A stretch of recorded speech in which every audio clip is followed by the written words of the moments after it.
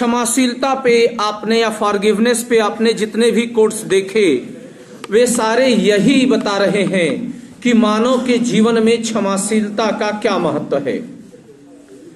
यानी क्षमा करना मानवीय कृत्य है और क्षमा करके भूल जाना दैवीय कृत्य है। यह कौन कह रहा है? जेम्स ग्रांट कह रहे हैं। नेक्स्ट, वहीं दूसरी चीज हमने पाया कि जो क्षमा करना नहीं जानता वह प्रेम करना भी नहीं जानता। यानी कि क्षमाशीलता और प्रेम आपस में बंधे हुए हैं। लेकिन अब प्रश्न है कि हमारे भीतर क्षमाशीलता का गुण क्यों होना चाहिए? यानी हम दूसरों को क्यों माफ करें? जब हम क्षमाशीलता के गुण से भरे होते हैं, हमें क्षमाशीलता की प्रवृत्ति पाई जाती है, तो इससे कई लाभ होते हैं। जैसे उदाहरण के तौर पर कि निजी और व्यक्तिगत संबंध बने रहते हैं। आप सोचिए कि दिन भर हमारे आसपास के जो लोग हैं कितनी गलतियां करते हैं और हम बात बात पे नाराज होते हैं। और अगर हमें क्षमाशीलता की प्रवृत्ति ना पाई जाए तो जाहिर सी बात है कि मानवीय संबंधों से हम बिल्कुल हट जाएंगे। खासकर गर्ल्स ध्यान देंगी आप लोग। प्रायः हमने देखा है लड़कियों के अंदर ये प्रवृत्ति कि अच्छा, मैं अपनी बहन से जीवन भर नहीं बोलूंगी, मैं अपनी मम्मी से जीवन भर बात नहीं करूंगी, मैं तुमसे जीवन भर नहीं बोलूंगी। नहीं बोलोगी तो कब तक रूठी रहोगी? कितने दिनों तक रूठी रहोगी? और अंत में होता क्या है कि आप अपने वादे से खुद ही मुकर जाते हैं और फिर एक हफ्ते बाद लगते हैं मम्मी से बात करने। तो ऐसे प्रण का क्या अर्थ है कि जिस प्रण से आपको पीछे हटना पड़े?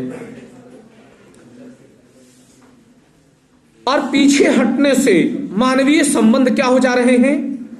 सुधर जा रहे हैं। गांव में, समाज में, दोस्ती में हमेशा झगड़ा होता है। और मान लीजिए सबसे आप वही क्या बच्चों वाली कुट्टी करते चले, तो एक दिन ऐसा आ जाएगा कि आप पूरी तरीके से आइसोलेटेड लाइफ, एलोन लाइफ जिएंगे और आप खुद ही डिप्रेशन और फ्रस्ट्रेशन के शिकार हो जाएंगे। तो गलतियां सबसे होती हैं। उन गलतियों की माफ करने की प्रवृत्ति हमें अगर पाई जाती है तो हम जीवन के व्यवहार को बारीकी से समझ रहे होते हैं। मानव चूंकि सामाजिक प्राणी है और समाज संबंधों पर ही टिका हुआ है, तो जाहिर सी बात है इस संबंधों में आपको जीवन जीना है तो टकराव भी होंगे और टकराव के बाद उसका समाधान भी होगा और क्षमाशीलता भी होगी। अगली चीज क्या आती है? क्षमाशीलता का लाभ है कि जो निरंतर नकारात्मक भावों से हम घिरे रहते हैं, उन नकारात्मक भावों से निकलने में हमें मदद मिलती है। क्यों? जैसे मान लीजिए कि किसी ने गलती किया, आपका नुकसान पहुंचा दिया इन्होंने, और आप इनको माफ नहीं कर रही हैं, आप बदले की आग में जल रही हैं कि नहीं, क्या नाम है, भूल गए, श्रुति, सृष्टि और इनका प्रिया। तो प्रिया दिमाग में बैठाई हुई है कि सृष्टि से जब तक मैं बदला नहीं ले लूंगी, मैं शांति से नहीं बैठूंगी। मेरी भी पर्सनालिटी भी मैटर करती है। अब क्या होगा? सृष्टि इनसे सतर्क हो जाएंगी कि कभी भी बदला ले सकती है और आपके अंदर नकारात्मक भाव, नेगेटिव फीलिंग्स इतनी ज्यादा होगी कि आप अपना ही 2-4 ग्राम खून जलाएंगी। तो एक तो इन्होंने जितना नुकसान पहुंचाया उतना आपको नुकसान नहीं हुआ, उससे ज्यादा नुकसान हो गया कि आप जो फ्रस्ट्रेशन और डिप्रेशन में जी रहे हैं, टेंशन में है कि मैं इससे बदला लूंगी, तो इन्होंने तो आपका डबल नुकसान कर दिया। एक फीलिंग के लेवल पे किया, हाँ, जो शुरू में कुछ और जो शुरू में किया वो अलग है। तो आप सीधे सीधे अगर इनसे ये अगर आपसे आप क्षमा कर दें इनको कि जाओ तुम मेरी दोस्त हो, तुमने गलती किया, मैंने तुम्हें माफ किया, कि दोस्ती में तो इतना होता है, तो अब इसका क्या परिणाम आउटकम निकलेगा? इसका परिणाम यह निकलेगा कि अगले दिन ये आपके प्रति और पॉजिटिव होकर सोचेंगी कि बताओ कि मेरी दोस्त, मेरी फ्रेंड, मेरी सहेली कितनी अच्छी है कि मैंने उसका नुकसान कर दिया फिर भी उसने माफ कर दिया। तो ऐसी फ्रेंड मुझे जीवन में फिर कभी नहीं मिलेगी। तो आपकी वैल्यू इंक्रीज हुई, इनके बीच आपकी इमेज बढ़ी, और आपको मेंटल, वहां पीछे बता रहे हैं, क्या पूछी आपने?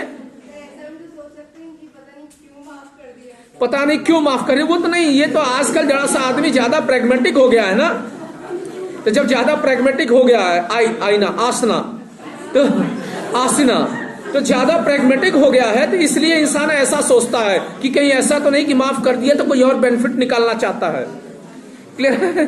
तो ये तो खैर स्वार्थ पे आधारित हो गया, लेकिन नैतिकता की दृष्टि से समझिए। और प्रायः ऐसे जितना मैं पढ़ाऊंगा उतना ही ऐसे आपको यूपीएससी पूछेगा, उसी में से कोई ना कोई कोट्स आएगा। तो अब देखें, तो रिश्तों में पुनः सुधार आया, नकारात्मक भावों से छुटकारा मिला, और एक सिक्योरिटी की फीलिंग आई आपके अंदर भी और इनके अंदर भी। अगली चीज कि वही थर्ड पॉइंट जो आ रहा है कि वैर शत्रुता का जो भाव है, इनविटी का जो भाव है, वो खत्म हो जाता है और फिर से माहौल बिल्कुल नॉर्मल हो जाता है। तो अब आप समझ में आया कि हमारे भीतर क्षमाशीलता का गुण क्यों होना चाहिए। और सबसे टकराते हुए घूमेंगे तो सब हमारे दुश्मन ही हो जाएंगे। तो ऐसी स्थिति में जीवन जीना हमारा मुश्किल हो जाएगा। Next, that is the first part of forgiveness, या क्षमाशीलता का पहला भाग है। अब दूसरी प्रश्न उभर के आता है कि आखिर हम किसी के द्वारा की गई गलतियों या अपराधों को कितना और कब तक क्षमा करें। सेकंड पॉइंट यहां उभर रहा है कि किसी की गलतियों को हम कितना क्षमा करें, और क्षमाशीलता किस हद तक होनी चाहिए या किस लिमिट तक होनी चाहिए, ताकि अगर वो लिमिट क्रॉस हो तो हम उसको दंड दे सकें या दंड दिलवा सकें। इसको लेकर के अलग अलग विद्वानों में अलग अलग मत है। जैसे फॉर एग्जाम्पल के लिए ईसाइयत की अगर हम बात करते हैं तो ईसाइयत कहता है कि हमारे भीतर अनंत क्षमाशीलता का गुण होना चाहिए। एक आइडियल है व्यू ईसाइयत का। ईसाइयत कहता है, स्वयं ईसा मसीह खुद सूली पे चढ़ रहे हैं और कह रहे हैं कि हे प्रभु, जो मेरे साथ ऐसा कर रहे हैं तुम उन्हें माफ कर देना, उन्हें नहीं पता है कि वे ऐसा क्यों कर रहे हैं।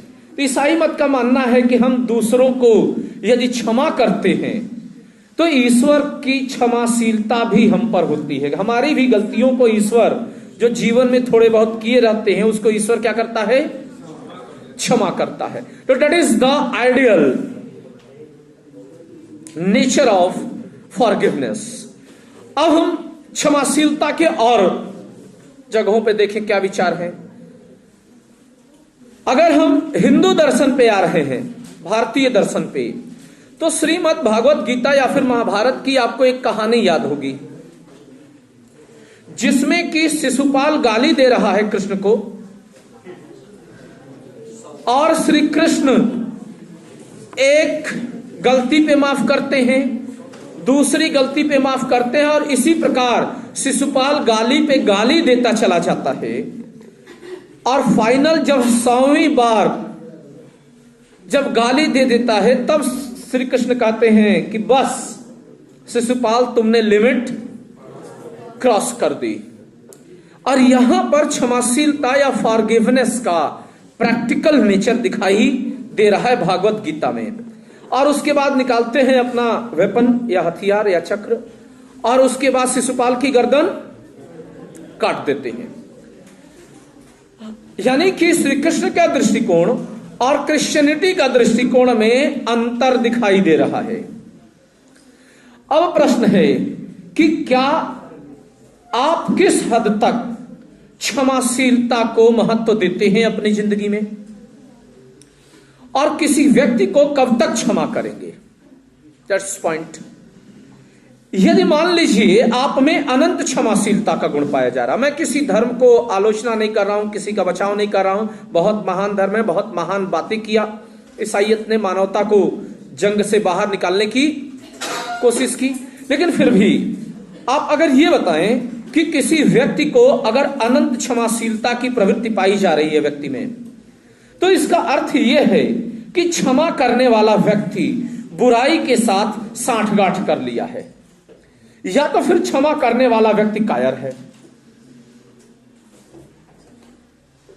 अब देखें, सर इमैनुअल कांट इस पे बड़ा ही अच्छा, चूंकि हमने बताया था कि उन पे भागवत गीता का बड़ा अच्छा प्रभाव है और दुनिया के महान योगी दार्शनिकों में है इमैनुअल कांट।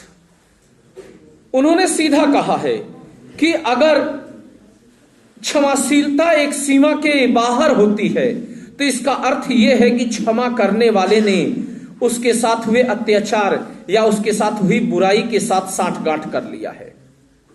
और वो समझा रहे हैं महिला का उदाहरण देकर के कि कोई महिला बुरी संगत में रहती है या कोई व्यक्ति उस महिला के साथ बुरा कर रहा होता है और बार बार वो महिला कहते फिर से भी ऐसा मत करना दोबारा, हाँ ऐसा मत करना दोबारा, लेकिन उसको अच्छा लग रहा है। इसका अर्थ तीसरे की निगाह में ये जा रहा है। जैसे कि आप देखते हैं कि फैमिली लेवल पे, सोसाइटी लेवल पे महिलाओं के साथ छेड़खानी होती है और महिला संकोच के मारे उस छेड़खानी के खिलाफ आवाज नहीं उठाती। छेड़खानी का मतलब है कि किसी व्यक्ति के द्वारा की गई ऐसी एक्टिविटी जो उस महिला को इरिटेट करती हो। क्लियर है? क्या करती हो? इरिटेट करती हो। अब देखें, अब दोस्ती वाले ही और परिवार वाला चुलबुलापन वाला छेड़खानी नहीं, मतलब छेड़खानी का ऑब्जेक्टिव मतलब रियल छेड़खानी है। क्लियर है? अब देखिए, छेड़खानी करा और वो व्यक्ति बार बार उसको क्षमा दे रही है, तो अगर कोई थर्ड पर्सन देख रहा है बार बार तो उसको ये लगेगा कि इस महिला को अच्छा लग रहा है, वो व्यक्ति छेड़खानी कर रहा है। तो आपको अच्छा नहीं लग रहा है, आपको अच्छा नहीं लगा, लेकिन थर्ड पर्सन के मन में यह बात चली गई कि ये महिला उसके साथ खुद सांठगांठ कर ली है, उस बुराई में लिप्त है। फैमिली लेवल पे देखें, आजकल ये कॉमन सी बात है कि पारिवारिक स्तर पे भी महिलाओं के साथ छेड़खानी होती है, उनके रिलेटिव्स इन्वॉल्व होते हैं। कोई भी हो सकता है, चाचा हो सकते हैं, मामा हो सकते हैं, भाई हो सकते हैं, कोई भी फैमिली का कोई भी मेंबर। ऐसा तो है नहीं कि आइडियली ऐसी घटनाएं सुनाई नहीं दी है, सुनाई दी हैं। तो पारिवारिक स्तर पे कोई व्यक्ति आप पे बुरी निगाह डाल रहा है, तो वो उसके किस हद तक आप क्षमा करेंगी? या बैड टच फैमिली लेवल पे झेलना पड़ता है, रिश्तों में झेलना पड़ता है लड़कियों को, तो सामने वाला बैड टच दे रहा है, आपको इरिटेशन फील हो रहा है, तो आप उसको कब तक क्षमा करेंगी? That the question. दूसरी चीज है कि कोई रेपिस्ट है और रेपिस्ट क्षमाशीलता की मांग कर रहा है कि मुझे माफ कर दिया जाए, तो क्या उस रेपिस्ट को क्षमा कर देना चाहिए? और तीसरी चीज है कि यदि कोई व्यक्ति कई व्यक्तियों की हत्या किया है तो क्या उसको क्षमा कर दिया जाना चाहिए कि क्षमा करना मानवीय कृत्य है और क्षमा करके भूल जाना दैवी है, जैसा कि जेम्स ग्रांट कह रहे हैं। यानी यहां स्थिति यह आई कि आप में निरपेक्ष अगर क्षमाशीलता का भाव है, निरपेक्ष क्षमाशीलता का विचार है, तो यह ठीक वैसे ही है, उतना ही क्रूर है जितना कि आप में क्षमाशीलता का ना होना है। आप क्षमाशील नहीं हैं, आप क्रूर हैं, लेकिन आप हद से ज्यादा क्षमाशील हैं तो आप उतना ही बड़े क्रूर हैं। और गलतियों के साथ इसका अर्थ है कि आपने समीकरण बना लिया है, तो जितना गलती करने वाला दोषी है उतना ही उसको माफ करने वाला भी दोषी है। आप किसी को किसी गलती के लिए कितनी बार क्षमा कर सकते हैं? इशिता, हाँ, मैक्सिमम 1। नेक्स्ट, त्रिशिता, कितनी बार क्षमा करेंगी?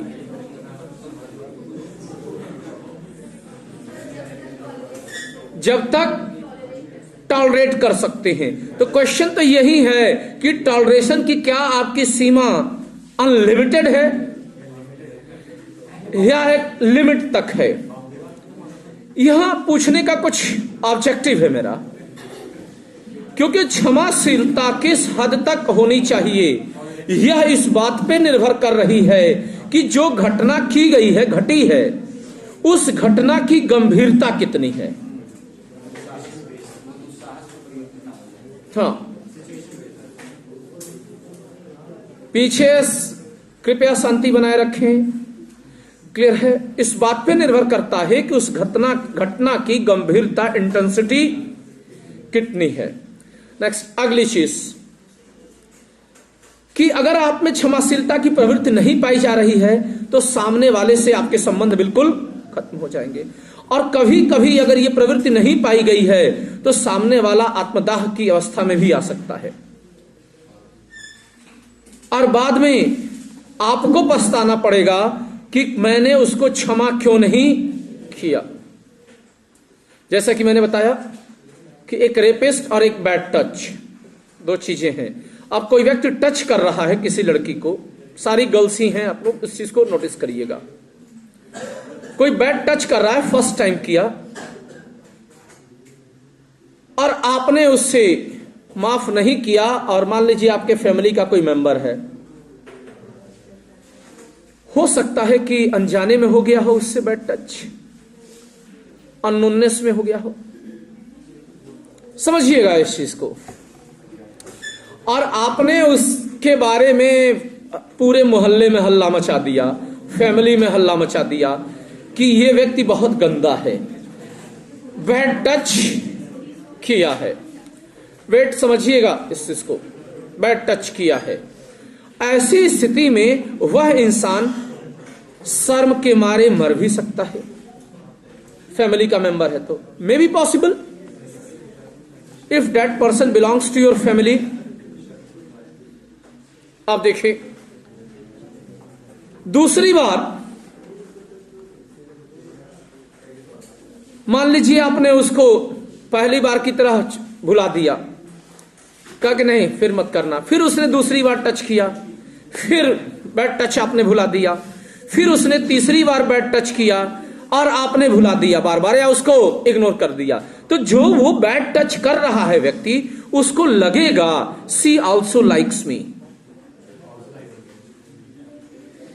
क्योंकि ये कोई बड़ा स्टेप नहीं उठा रही है, तो इसका अर्थ है कि वो महिला चाहती है बैड टच। बातें समझ में आ रहे हैं? सी इज सपोर्टिव टू इट, और वह बार बार वो बैड टच को और आगे बढ़ाने की कोशिश करेगा। और ऐसे में मान लीजिए कभी वो ऐसी हरकत किया और आपके फैमिली मेंबर ने देख लिया, या मम्मी ने देख लिया, या किसी ऐसे व्यक्ति ने देख लिया जो आपका निकटतम है, तो वो क्या मानेगा कि मेरी बेटी खुद इन्वॉल्व है और वो जो क्राइम कर रहा है उसको भी लग रहा है। या मान लीजिए आप शादीशुदा महिला हैं तो आपके पति को लग सकता है इस चीज को लेकर के कि जब वो व्यक्ति गलती किया और ये महिला बार बार उसको इग्नोर कर रही है, तो इसका मतलब है कि मेरी पत्नी उस क्राइम में खुद इन्वॉल्व है। सर इमैनुअल कांट की बात को समझ रहे हैं, उसकी गंभीरता को, कि कहां तक ले जा रहे हैं किसी मुद्दे को समझाने के लिए। यानी कि बार बार माफ करना किसी की गलतियों को उस गलतियों के साथ समीकरण स्थापित करने जैसा होता है। यानी कि एक थ्रेशोल्ड के बाद, एक लिमिट के बाद आपको मामले को उजागर करना ही है। आप ये कर सकती हैं, दैट्स माय पर्सनल व्यू, यहां पे अब इमैनुअल कांट नहीं रहे, कि पहली बार आपने कहा कि देखना अच्छा गलती से हो गया, फिर ऐसी गलती नहीं होनी चाहिए, और फिर वो दोबारा उसी एक्टिविटी को कर रहा है। अब ऐसे सिचुएशन में आपको उसको गंभीरता से डांटना होगा। यदि आप अपना प्रोटेक्शन चाहते हैं तो, कि अगर दोबारा ये गलती हो गई तो मैं सबके बीच खुलासा कर दूंगी। तो पहली बार मान लीजिए कि उसने गलती से, मान लीजिए उसके भाव में है ना कि मैंने अनजाने में कर दिया, हो सकता है रियल में कर रहा हो या अनजाने में, लेकिन भाई दुनिया के सामने प्रूफ तो किसी चीज का है नहीं। तो ऐसे छोटे छोटे बैड टच जैसे केसेस में आप दूसरे में उसको गंभीरता से हड़काइए कि इस बार मैं क्षमा कर दी और दोबारा ऐसी गलती करोगे तो चाहे कोई हो रिश्ते में, मैं उसको पूरे परिवार के बीच खुलासा करूंगी।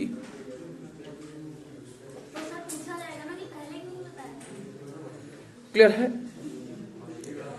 आ रहे हैं उसका भी उत्तर, आपका भी उत्तर दे रहे हैं। और जब वो वास्तव में अच्छा इंसान होगा तो दूसरे में ही वह सुधर जाएगा, यानी वो अपनी लिमिट को समझ जाएगा। और अगर नहीं समझा तो वो फिर वैसी हरकत के लिए आएगा। तब ऐसे सिचुएशन में आपको फैमिली के बीच में मामले को खुलासा कर देना है। क्लियर है? अब जब खुलासा जब तक करेंगे नहीं, आप फैमिली को अपने साथ लेंगे नहीं, तो फैमिली ही तो आपके बचाव में उतरेगी। बातें समझ में आ रही हैं? क्या नाम है? गानिया रिजवी, अच्छा फिर भूल गया, ठीक है, दानियाल रिजवी। इश्यूज क्लियर हो रहे हैं? और इस तरीके के बैड टचेस से आपका सामना होता होगा कई लोगों का। ये नहीं कह रहा हूं कि ऑलवेज सभी के साथ होता है, लेकिन इसके शिकार महिलाएं होती हैं, शादीशुदा महिलाएं होती हैं और कुंवारी लड़कियां भी होती हैं। और प्रायः जब बार बार क्षमा कर रहे होते हैं तो इसका अर्थ होता है कि आपकी गणना दूसरी महिलाओं की तरह होने लगेगी, जो इस तरीके के क्राइम में क्या होती हैं, इन्वॉल्व होती हैं। जबकि आप इन्वॉल्व नहीं हैं, यू आर इरिटेटेड। आप क्या हैं? समझ में आ रही है बात इशिका कि मैं क्या कह रहा हूं? और इसको आप लोग कभी फील करिएगा और कुछ कर भी रहे होंगे इस चीज को। ऐसे में खुलासा कर देना। अब आपका क्वेश्चन आया कि सर परिवार वाले भी तो पूछेंगे ना कि तुमने पहले क्यों नहीं बताया।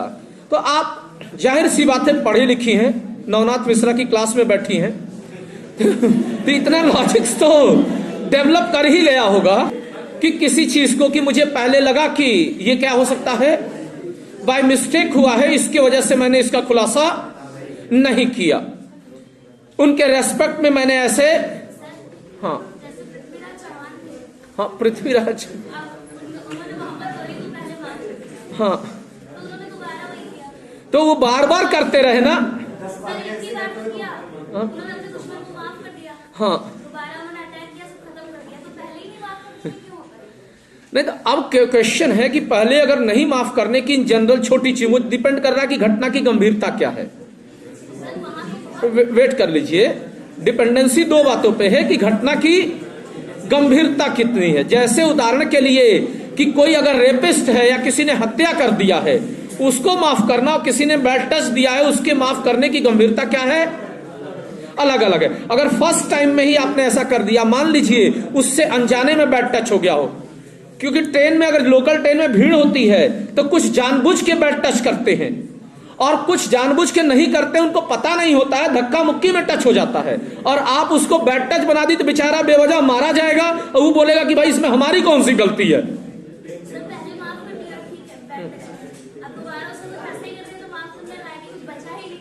तो वही तो आपको भी तो भगवान ने पावर दिया है ना। नहीं आप पीछे समझ गए इश्यूज को गर्ल्स, क्लियर है? कि मान लीजिए आप इधर से हैं, मैं आ रहा हूं और आप ध्यान नहीं दिया और आपने मुझसे लड़ गई। अब मैं कहा कि अरे तुम्हारा दिमाग खराब है, तुम क्यों लड़ रही हो, तुमको पता नहीं है कि बॉयज से टच नहीं होता है। तो आप कोई जानबूझ के तो मुझसे लड़ी नहीं, क्लियर है। लेकिन इतने लोगों के बीच में आपकी इमेज क्या हुई, खराब हो गई। तो एक सोशल मोरालिटी को भी हमको ध्यान में रखना होता है, क्लियर है। जेन्युइन सी बात है, अगर हम निकलते हैं तो कोई ना कोई लड़ ही जाता कभी ना कभी। ऐसा तो है नहीं कि यूनिवर्सिटी कोई लड़ाई ना हो, तब मैं कहूं अच्छा अंधे हो, देख कर नहीं चल सकते हो, या देख कर नहीं चल सकती हो, तुम मुझसे लड़ी क्यों? अरे अब सामने वाले की भी कोई गलती नहीं, इधर वाले की भी, ये अननोननेस में हुई एक्टिविटी है। तो इसलिए फर्स्ट सेंस में उसको आपको कॉशन दे करके, चेतावनी दे करके क्या करना है, छोड़ देना है। That is the part of emotional intelligence. किसका पार्ट है? भावनात्मक समझ का भाग है। आखिर कुदरत ने आपको भी तो कुछ पावर दिया है ना, कि ऐसा थोड़ा ही है कि आपकी धमकी का या आपकी कॉशंस का सामने वाले पर असर नहीं होगा। बातें समझ में आ रही है पीछे गर्ल्स, क्लियर है। तो अब क्षमाशीलता यहां क्या हो गई, व्यवहारिक, कि हम में बिल्कुल ही निरपेक्ष क्षमाशीलता के लक्षण भी नहीं पाए जाने चाहिए, और ऐसा भी नहीं होना चाहिए कि हम में क्षमाशीलता पाई ही ना जाती हो, क्लियर है। हाँ, अपराध की गंभीरता बोले ना, कि अब उसमें अपराध कितना गंभीर है इसके ऊपर भी क्षमाशीलता निर्भर करती है, क्लियर है। अपराध की गंभीरता क्या है भाई, सुप्रीम कोर्ट भी अगर फैसले लेता है तो हर कातिल को फांसी ही थोड़े चढ़ा देता है, एक परिस्थिति जन्य कत्ल होता है, और एक जानबूझकर किया गया मर्डर होता है। तो जानबूझकर किए गए मर्डर में ही आपको फांसी होगी। एक परिस्थिति जन्य कत्ल है तो उसमें आपको फांसी की सजा नहीं सुनाई जा सकती। जैसे कि मान लीजिए अचानक से मैंने यहां से या कोई चीज रखा है, चाकू रख दिया है सब्जी काट करके कुर्सी पर, और अचानक से कोई आया और चाकू लग करके डेथ हो गई, तो मुझे ये थोड़े पता था कि वो चाकू से उसकी, वो आकर के चाकू पर ही बैठेगा। वो तो मैंने भूलवश छोड़ दिया और उसको वो घटना घट गई। बाकी चाकू पर हाथों के निशान तो हमारे ही आएंगे, क्लियर है। इसलिए ये सारे पॉइंट्स दिए जा रहे हैं कि क्षमाशीलता किस पे निर्भर है, गंभीरता पे। अब चीजों को बातें समझ में आ रही हैं। अरे पीछे बॉयज आप लोग हल्ला बहुत मचाते हैं, बाकी बात समझ में आ गई ना। तो बॉयज भी अपने आप को ध्यान में रखेंगे, क्योंकि आपकी किसी की अगर कोई हरकतें हैं तो मुझे पता होती हैं, आपका चेहरा देख करके अंदाजा लग जाता है। नाउ गर्ल्स, इश्यूज को क्लियर हो चुकी हैं, पीछे कंफर्म है, यानी कि आपको एक बैलेंस थ्योरी को लेकर के चलना होगा, नैतिक दृष्टिकोण है। हाँ बोलिए। इनका सीधा सा प्रश्न है कि क्या अहिंसा और क्षमाशीलता एक ही चीज है? सबसे पहली चीज देखें कि प्राइमरली जब पहली बार दिख रहा है कि अहिंसा और क्षमाशीलता, तो इनमें एक जैसा स्वभाव नजर आ रहा है कि जो अहिंसक होगा उसमें क्षमाशीलता की प्रवृत्ति पाई जाएगी, क्लियर है। और क्षमाशील होना और अहिंसक होना एक ही है, लेकिन एक सीमा के बाद जो क्षमाशीलता है वह निरपेक्ष नहीं रह जाती, लेकिन अहिंसा में निरपेक्षता का तत्व विद्यमान है। मतलब जब आप नॉन वायलेंस की बात कर रहे हैं तो आप एब्सोल्यूट हैं, क्या है कि मुझे हर हाल में क्षमा करना ही करना है, क्लियर है। नेक्स्ट वो पैसेंस आ गया। लेकिन क्षमाशीलता में 4 बार क्षमा किए यदि आप व्यवहारिक क्षमाशील व्यक्ति हैं, और एक सीमा के बाद आप क्षमाशीलता के लक्षण से हट जाते हैं, क्लियर है। तो क्षमाशीलता केवल एक प्रैग्मेटिक अप्रोच है, क्या है। यदि आप ईसाइयत की अवधारणा को साइड में कर दें तो दूसरी चीज है कि कई विद्वान ऐसे भी हैं जो ये मानते हैं कि जिस व्यक्ति में उपयुक्त गुस्सा नहीं पाया जाता है उस व्यक्ति का समाज में कोई रेस्पेक्ट नहीं होता है। यानी आप में क्रोध की मात्रा पाई जानी चाहिए, भले ही थोड़ी मात्रा में हो लेकिन हो। यदि मान लीजिए कि नवनाथ मिश्रा में क्रोध की प्रवृत्ति पाई ही नहीं जा रही, बिल्कुल ही गुस्से का भाव नहीं पाया जा रहा है, तो ऐसी स्थिति में समाज मेरा मजाक बना देगा, कार्मिक क्षेत्र में मेरा शोषण होगा, समाज में मेरी कोई इज्जत नहीं रह जाएगी, और गलतियों से साठगांठ करने का आरोप जो लगेगा वो अलग लगेगा। देखिए, आप इतना शोरगुल करते हैं, पूरी स्ट्रेंथ फुल रहती है सब कुछ, लेकिन एक सीमा आता है कि जहां मुझे नकली ही गुस्सा दिखाना पड़ता है और बोल लेता हूं बॉयस शांति से बैठ जाए। वो फ्रस्ट्रेशन नहीं है मेरा, वो डिप्रेशन नहीं है मेरा, क्योंकि अगर गुस्से की ये उचित मात्रा नहीं होगी मेरे अंदर तो क्लास की डिसिप्लिन नहीं बनी रह पाएगी।